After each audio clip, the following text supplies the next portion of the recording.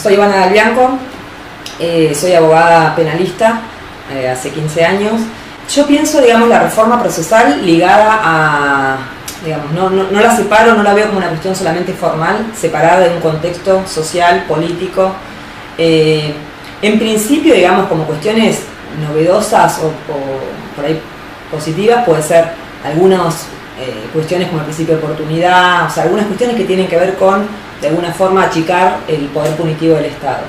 Que la prisión preventiva la tienen que justificar mucho más, en la cara de la gente, le tienen que ver la cara a la gente, los jueces, y decirle que lo van a dejar preso por cuánto tiempo, por qué razones, tiene la posibilidad la persona de digamos, solicitar la revisión de esa decisión. Bueno, desde ese punto de vista me parece que se ha avanzado. Ahora, positivo, pocas cosas, sinceramente. Por esto que te digo, yo creo que la reforma procesal penal vino de la mano de una política, o sea, de hecho el Ministerio Público, un ensanchamiento absoluto del poder punitivo por la vía de los fiscales en este caso, un expansionismo fiscal, digo yo, que es un ensanchamiento de todo lo que tiene que ver con el Ministerio Público. De hecho, el vocero de la reforma procesal penal es el jefe de los fiscales, José Jerez, y bueno, la política, digamos, o la lógica que ha tenido este año de reforma del Código Procesal no ha modificado en lo sustancial lo que significa el sistema penal, ¿no? Que es un sistema absolutamente clasista, absolutamente dedicado, digamos, a perseguir a los pobres y a los trabajadores, que no investiga las causas que tienen que ver con los ricos, con los poderosos, con los integrantes de las fuerzas represivas, y que en definitiva busca sostener el mismo régimen económico. Y por eso también esto que yo digo, expansionismo fiscal, tiene que ver con, por ejemplo, fiscalías itinerantes al servicio de las petroleras, es decir, fiscalías itinerantes para garantizar a las petroleras que puedan expoliar los recursos y que el pueblo mapuche no sea un obstáculo para eso. Bueno, esto que estamos viendo, que muy poca gente lo dice, pero que lo cierto es que digamos, dentro de lo que es el sistema penal, más allá de una reforma, eso se sostiene. Después, específicamente de cuestiones procesales, por así decirlo, por supuesto que fue un cambio significativo para todos los que estamos cotidianamente en este fuero, porque bueno, tenemos que, digamos, las audiencias honorales, digamos, la rapidez con que uno tiene que actuar, pensar, contestar, me parece, y poner el cuerpo, ¿no? O sea, todos tenemos que poner el cuerpo, y eso me parece que es positivo, porque bueno, cada uno en su ámbito tiene que dar explicaciones de alguna forma con su accionar, ¿no? Y esto de que las audiencias sean públicas, se filmen y todo, también me parece que aporta en ese sentido. Fue una experiencia, por lo menos para nosotros, muy importante, además porque, bueno, obviamente no era un caso cualquiera para nosotros, era un caso donde se juzgaba un asesinato policial, un caso de gatillo fácil, entonces éramos querellantes, ¿no? Yo en general, la mayoría de las veces estoy del otro lado, de defensora, y en este caso estaba como querellante. Entonces es importante, por un lado, sintetizar, ¿no? Si uno se pregunta, ¿hubo acción de matar? La hubo. ¿Hubo intencionalidad? La hubo. ¿Se asesinó a Matías con cualquier arma? No, con el arma reglamentaria que le otorga el Estado provincial. ¿Méndez era policía cuando lo realiza? Sí. ¿Se es policía las 24 horas del día? Sí. ¿Se es policía cuando se está de Franco? Sí. Se es policía en cada uno de esos momentos.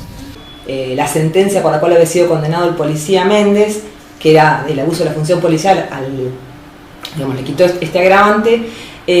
Yo lo que creo es que fue un caso paradigmático porque se juzgaba esto, ¿no? Un caso de gatillo fácil, y la gente, o sea, el jurado, la gente común, eran albañiles, trabajadores, por unanimidad. Es uno de los pocos casos en Neuquén que por unanimidad dictan un veredicto de culpabilidad.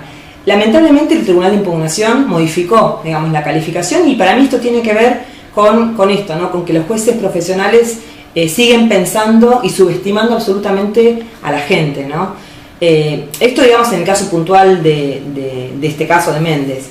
Después de la cuestión del juicio por jurado, y yo tengo una visión bastante crítica en relación al juicio por jurado, no el juicio por jurado como una demanda democrática de la cual estoy de acuerdo, sino el juicio por jurado tal cual está en la reforma, porque el discurso con el cual se implementa el juicio por jurado en Neuquén, bueno, en los pocos lugares donde hay juicio por jurado en Córdoba, en la provincia de Buenos Aires ahora hace muy poquito y ahora con la reforma a nivel nacional, es un discurso progresista o garantista, ¿no? Donde se dice, bueno, y democrático. Entonces es contra el proceso penal inquisidor, ahora vamos a ser todos iguales, fiscal y defensa van a estar en un plano de igualdad, y se instaura el juicio por jurado con este discurso democrático. Ahora la gente va a poder opinar. Lo cierto es que es limitado. ¿Por qué? Primero porque en todos los casos, y en Neuquén en particular, hay un requisito, digamos, para el cual el juicio por jurado proceda. Y ese requisito es que haya una pena mínima de 15 años solicitada por el fiscal. O sea, ya el fiscal va a determinar qué casos van a juicio por jurado y qué casos no. No van todos los casos a juicio por jurado. Los delitos que tienen esta pena son los delitos graves, como los homicidios, graves desde el punto de vista de la emoción que causan en la gente, ¿no? Son los típicos casos que forman parte de la campaña de inseguridad, del expansionismo penal, de punitivismo penal, es decir, homicidios agravados, robos agravados con armas, o sea, ese tipo de casos van a juicio por jurado. No van todos los casos a juicio. O sea que ya desde el vamos, eso democrático no tiene mucho. Que la gente participe y se involucre en el sistema penal, que es un sistema absolutamente alejado de la gente, a mí me parece muy bien. Que hagan esa experiencia es muy importante. Lo que pasa que con este discurso en verdad lo que se hace es legitimar penas altas. Y en los juicios que se llevaron adelante en Neuquén, en la provincia de Neuquén, que fueron 14 juicios, solamente en 4 de ellos hubo unanimidad. Porque además la mayoría es de 8-4, o sea, 8 para un veredicto de culpabilidad es 8 votos positivos, lo cual vulnera claramente un principio rector del derecho penal, que es el beneficio de la duda, ¿no? O sea, si hay 8 que dicen que sí, hay 4 que dicen no, hay duda. Bueno, al margen de esta cuestión, que no es menor, lo cierto es que la mayoría, o sea, todos los casos que se juzgaron fue de gente pobre.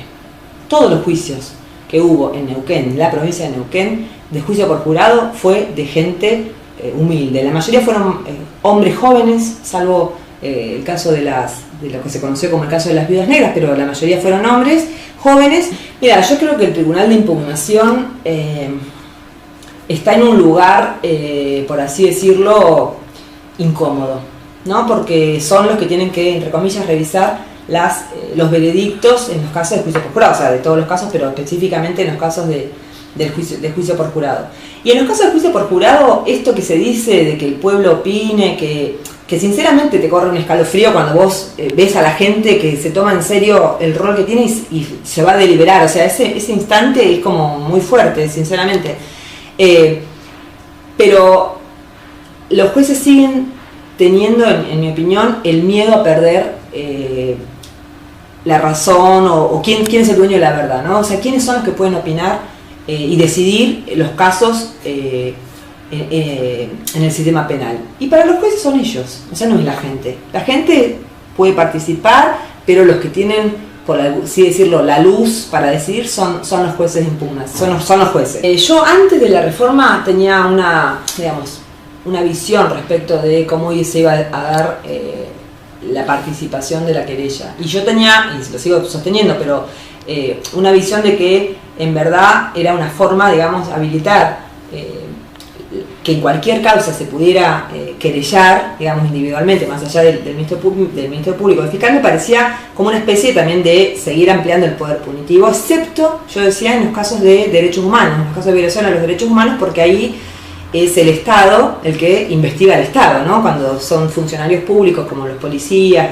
las fuerzas represivas, los que son imputados, la mayoría de los casos, ya lo sabemos por mucha experiencia, reina la impunidad. Entonces en esos casos a mí me parecía muy importante el rol de la querella, muy importante. Incluso estaba la discusión, sigue estando, de la obligación a unificar una acusación entre la querella y el fiscal.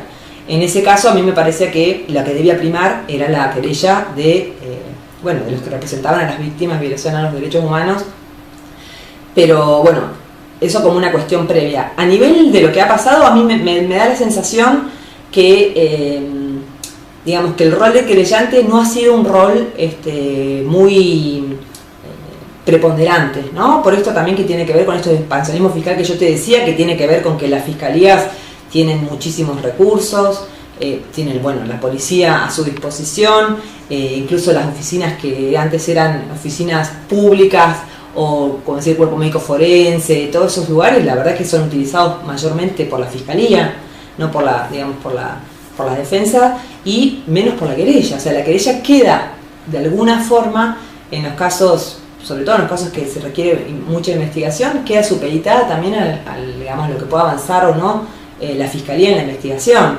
Pero bueno, más allá de eso, a mí igual me parece que, como siempre pasa, hay casos que digamos, que importan a la fiscalía y casos que no importan a la fiscalía. Y en los casos que no importan a la fiscalía, hay casos de abusos sexuales que no son, digamos, muy mediáticos, pero son casos que bueno, que hay mujeres abusadas, casos que en general las fiscalías las dejan ahí. En esos casos a mí me parece que es importante el rol de la querella, ¿no? Que representa a la víctima en este tipo de casos.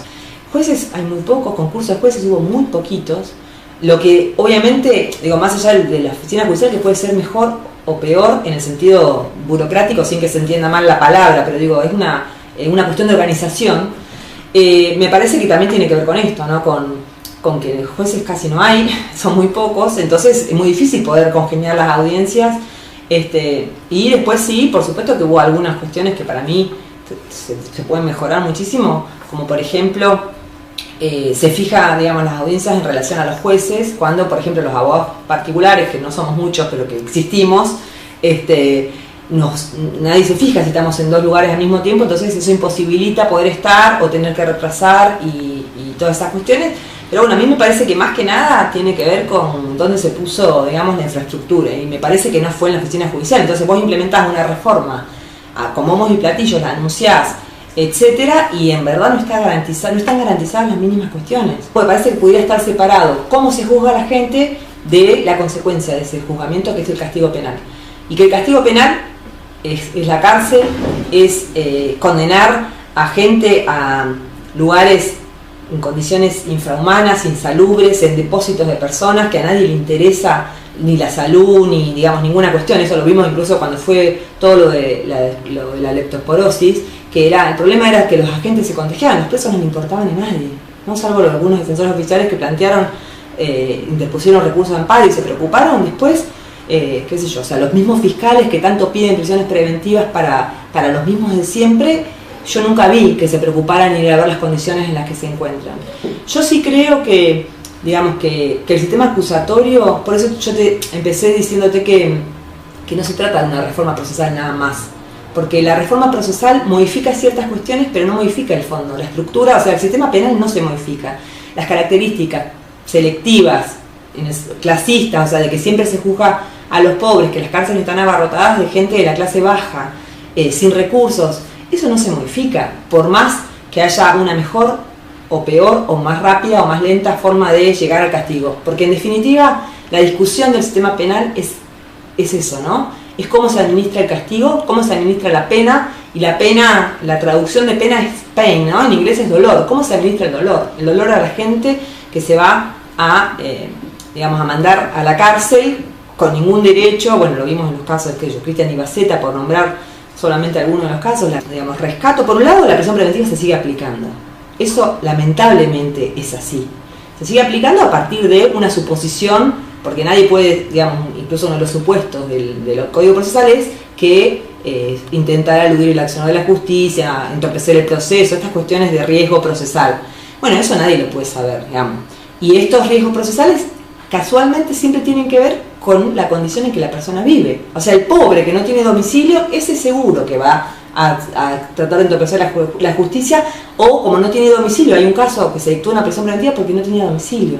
O sea, además de ser pobre, no tener una casa, corre con esa desventaja, entonces de ese sí va preso. Que tiene una casa, un trabajo fijo, qué sé yo, profesional, eso no.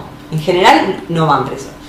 Pero, digo, esto como una cuestión general. Después en particular me parece que se empezó, digamos, en la reforma con toda una... De hecho, yo creo que los primeros fallos que se liberó gente en relación a los supuestos digamos, que impone el Código Procesal, para mí eran fallos importantes en ese sentido. Pero ¿qué pasó? Obviamente todo esto juega, ¿no? Porque digo, los fiscales no quieren que la gente esté libre, quieren que la gente esté presa. Entonces, y además acceden a los medios de prensa, entonces era toda una campaña incluso contra los jueces que liberaban a la gente, pero la liberaban porque el código así se lo estipulaba, porque incluso los propios fiscales no podían demostrar los incisos que requiere el código, entonces eran como tachados de, no, estos quieren favorecer a los delincuentes, esas frases armadas de sentido común, impuestas por los medios de comunicación, lamentablemente, y que hacen que muchas veces los jueces dicten prisiones preventivas que no deberían dictarse, pero que, como está todo este trasfondo atrás, es como una especie de costo que van a pagar si liberan a las personas.